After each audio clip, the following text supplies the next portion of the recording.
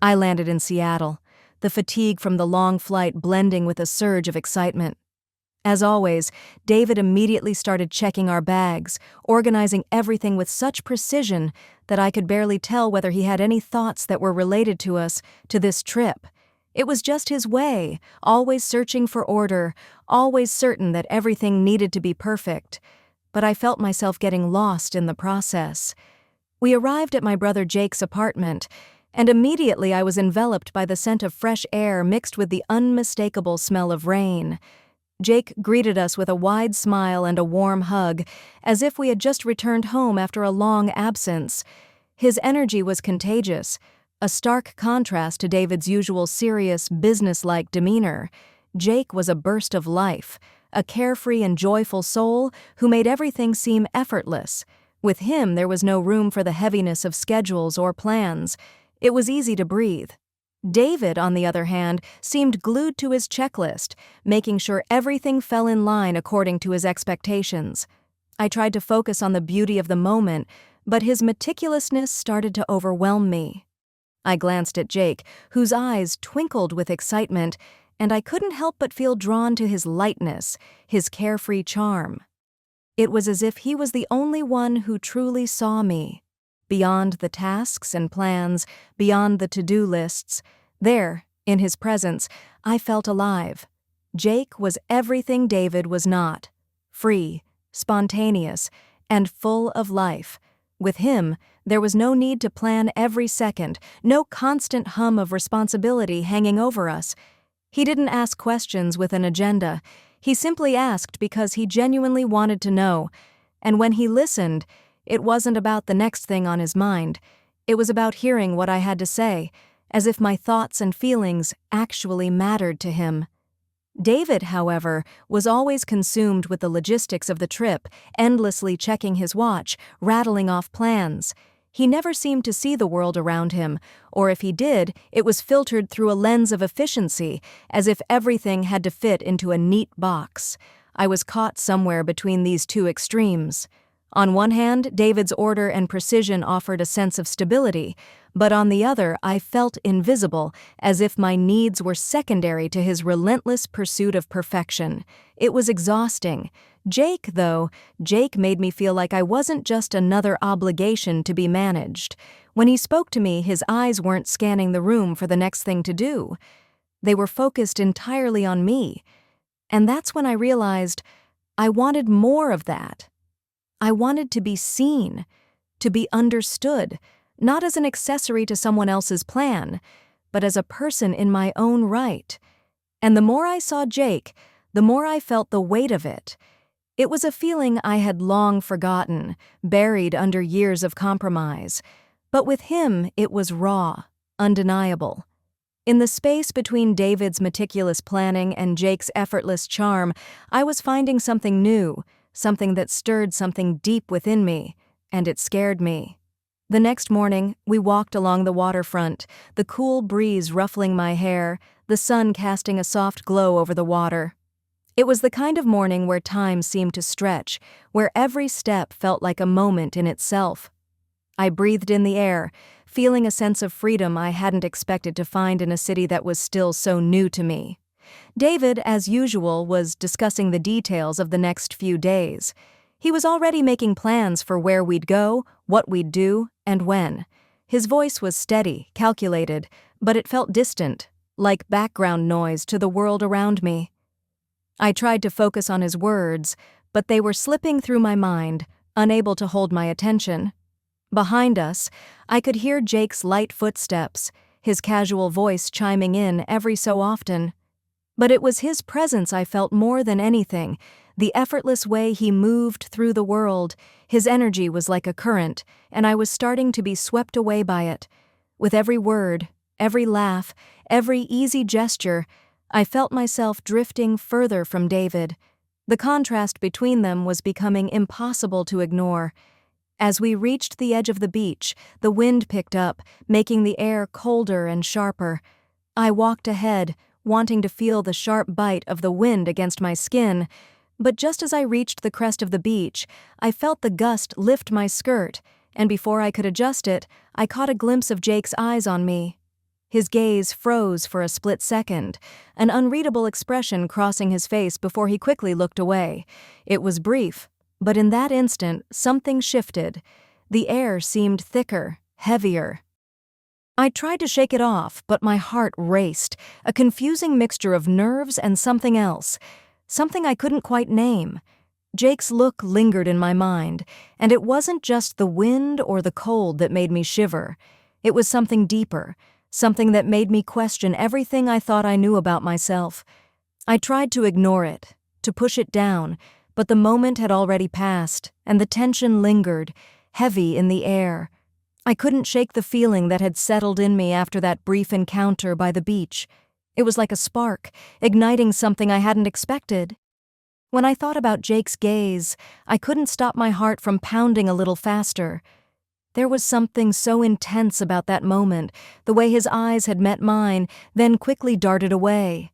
It felt like something was left unsaid, something charged and dangerous, but undeniably magnetic. Later that day, I found myself trying to brush it off, telling myself it meant nothing, that it was just a fleeting glance, a moment of awkwardness. But deep down, I knew it wasn't that simple. I kept replaying that look in my mind. I tried to convince myself I was overthinking it, that I was reading too much into something that was probably just a slip of the moment, but the truth was, I couldn't stop thinking about it. I should have felt embarrassed, ashamed even. It was wrong, wasn't it? I was with David after all. He was the one who mattered, the one I had promised myself to. But somehow, as I thought about Jake's eyes, the feeling of his gaze on me, it was as if I couldn't breathe without wanting more of it. There was an undeniable pull between us, one that both terrified and thrilled me. It wasn't just the look. There was something deeper. The way he had looked at me made me feel seen, in a way I hadn't felt in a long time. In that one moment, everything I had been suppressing, all the little things I had been craving, seemed to come to the surface. The pull was so strong that I couldn't ignore it, no matter how much I tried. I felt like I was on the edge of something I couldn't control, and the worst part was, I didn't want to. Instead of feeling shame, I felt alive, awakened in a way I hadn't known I was missing. The warmth in my chest was a reminder that this was dangerous, that it could all unravel if I let it. But instead of pulling away, I leaned in. And in that moment, I understood something I had never admitted to myself before. I was drawn to him, to Jake, in a way I couldn't fight. That night, as we sat down for dinner, David was lost in his own thoughts, absorbed in the schedule for the next day, his mind already hundreds of miles ahead. He barely glanced up from his phone, scrolling through emails, checking itineraries, oblivious to the space that had grown between us. His focus on his work felt like a barrier, a wall I couldn't climb. It wasn't just his obsession with planning, it was the way he never seemed to notice me anymore, like I was just another task on his list. I couldn't help but compare his detached presence to Jake's warmth. The way Jake would look at me, actually look at me, when he spoke, like he was fully present, fully engaged with everything I said. It was such a stark contrast to David's indifference, and I felt it, deeply. That evening, after dinner, David retreated into his work again, as usual, but I was already drifting. My thoughts wandered to Jake, his presence, his laughter, the way he made me feel like I wasn't invisible. When he asked me how I was doing, it wasn't just a formality. He wanted to know, and that, for some reason, felt like everything. I found myself seeking moments with him, small excuses to slip away from David's overbearing grip on the schedule. I started to look for reasons to be alone with Jake, for no other reason than that it felt natural, like breathing. And when we were together, everything else faded away. There was no need for pretenses, no need to perform. With Jake, I felt seen, felt heard.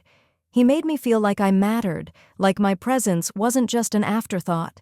We would go for walks, just the two of us, talking about everything and nothing.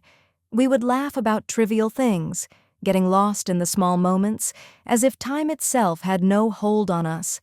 I didn't care where we were or what we were doing, just that I was with him. And in those moments, I could feel something stirring inside me, something I had buried for too long.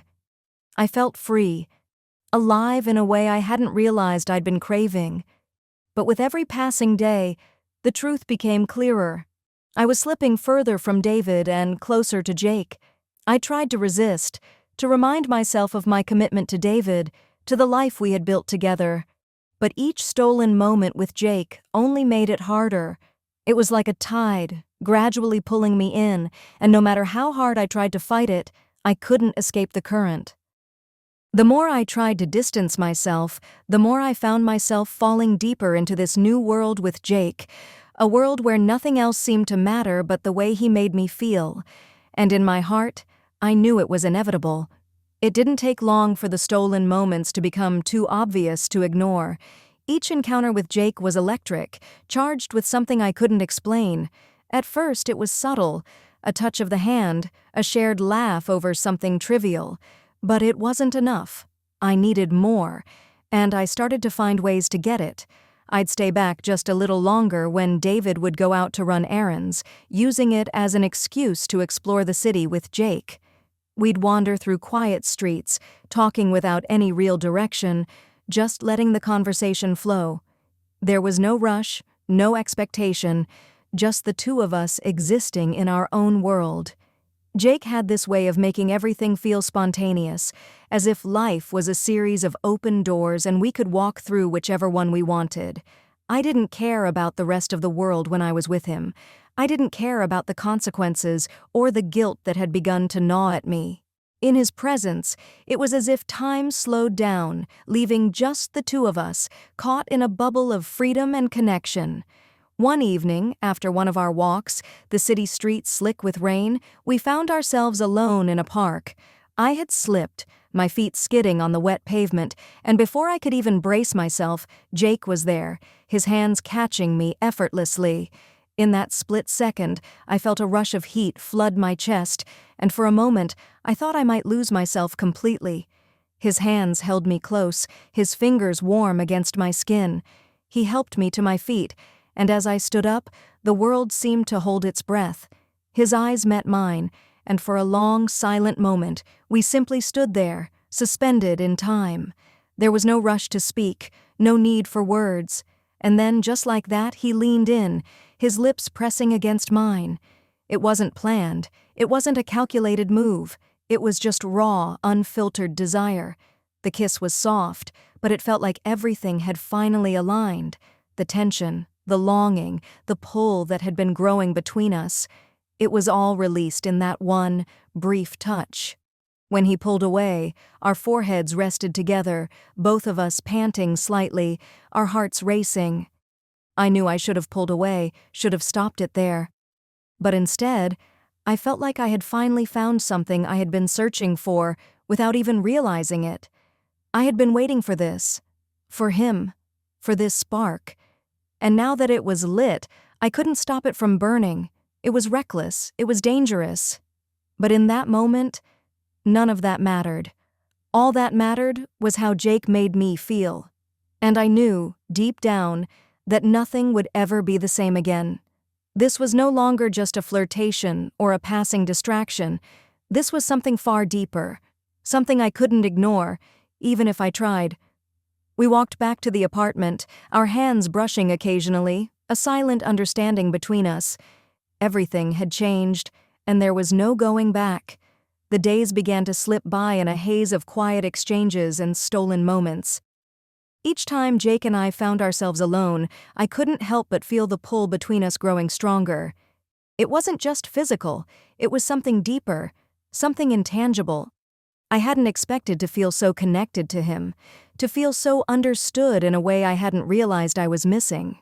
Though I tried to keep myself grounded, reminding myself of David, of the life I had with him each time Jake was near, it became harder to resist. I found myself seeking out those quiet, in-between moments where we could talk, share a laugh, or even just walk together. Our conversations flowed effortlessly, often turning into hours of lost time. With Jake, I didn't need to be anyone else. I didn't have to worry about living up to anyone's expectations. For the first time in a long time, I felt like I could just be myself. We started to carve out small pockets of time where we could be alone. Jake never pressed me to explain myself or justify my actions. He simply listened. He was present in a way that David, so consumed with his plans, never was. The more I spent time with Jake, the more I realized how disconnected I had become from David, and how easy it was to slip into this world with Jake, a world where everything seemed lighter, more spontaneous, and less defined. But even as I felt myself pulled into this new reality, there was a nagging voice in the back of my mind reminding me of the consequences. I couldn't ignore it. I knew what I was doing wasn't fair to David, but with Jake, it was as though the weight of the world lifted for a few hours, and in those moments, I didn't want to think about what would happen when we returned home. One afternoon, after a long walk through the city, we ended up in a quiet park, sitting together on a bench. There was something comforting about being with him, something so simple, yet so meaningful. Our conversation had turned quieter, softer, and before I knew it, I found myself resting my head against his shoulder. There was no grand gesture, no dramatic confession. It was just the quiet intimacy of two people, sharing a moment of understanding. For a while, we simply sat there, enjoying the stillness. But I couldn't shake the feeling that everything was changing, moving in a direction I hadn't planned for. I felt torn between the comfort of this new connection with Jake and the guilt that weighed on me whenever I thought of David. I couldn't deny the emotional pull I felt towards Jake, but I also knew that I was risking everything I had built with David. Though I tried to convince myself that it was just temporary, that once we returned to our everyday lives, things would return to normal, I couldn't ignore the reality. What I was doing was reshaping everything. And the more time I spent with Jake, the more I realized that this wasn't just a fleeting connection, it was something that felt real, and that scared me more than anything else.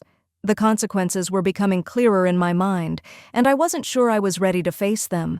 But in the quiet moments with Jake, it seemed like nothing else mattered, just the here and now. And yet, deep down, I knew that nothing in life was without consequence. The inevitable moment came sooner than I expected.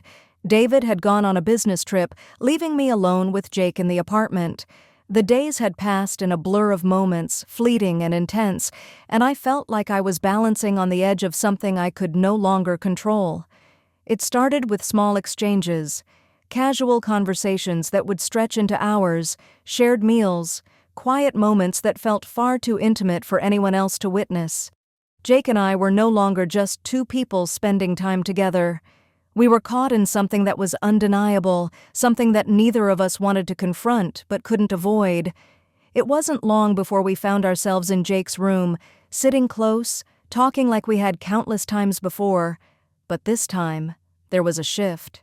It was subtle but unmistakable. The air felt heavier, charged. We didn't need words to know what was happening. I could feel the tension in the space between us, thick and unrelenting. There was no turning back from this point. Then, just as the conversation faded into an uneasy silence, I heard the sound of keys at the door. The sound that should have been ordinary, David's return, suddenly felt like a crashing wave. My heart stopped. My blood ran cold. David wasn't supposed to be back so soon. I hadn't expected him until late. Panic surged through me as the reality of the situation hit with full force. I scrambled to gather myself, to make some kind of sense of what was happening, but there was no way to undo the last few weeks. There was no way to undo the truth of what had been growing between Jake and me. When David walked through the door, I could see it in his face. Something was wrong. He stopped in the doorway, his eyes flicking between us, his expression slowly morphing into something I couldn't quite place. It was a mixture of disbelief and hurt, a raw, unmistakable pain. He didn't say a word at first. His eyes were locked on mine, and in that instant, I realized there was no hiding the truth anymore. All the lies, all the moments I had convinced myself were insignificant, they had all led up to this one moment. David spoke first, his voice tight, strained. "What's going on here?" I wanted to explain. I wanted to apologize, to say something, anything. But the words stuck in my throat. I couldn't say anything that would undo the damage, couldn't offer anything that would make it right. Jake, who had been so present in my life just moments ago, now seemed miles away, as if the space between us had suddenly become too wide to bridge. David's face crumpled. "I trusted you," he said, the words breaking the air between us. "And you've destroyed that trust." I felt my own heart shatter with those words, the weight of my actions pressed down on me, a suffocating reality I couldn't escape. I tried to reach out, to explain the complexities, the emotions that had been spiraling out of control, but nothing would have made sense in that moment. It was too late. David left. Just like that. His departure left an emptiness in the room, one that was suffocating and irreversible. Even though I remained with Jake, a part of me felt like I had lost everything. I thought that being with Jake would fill the void, but all it did was create another. The connection, the chemistry. It had been undeniable, but now, standing in the aftermath, I couldn't help but feel the devastation of the choices I had made.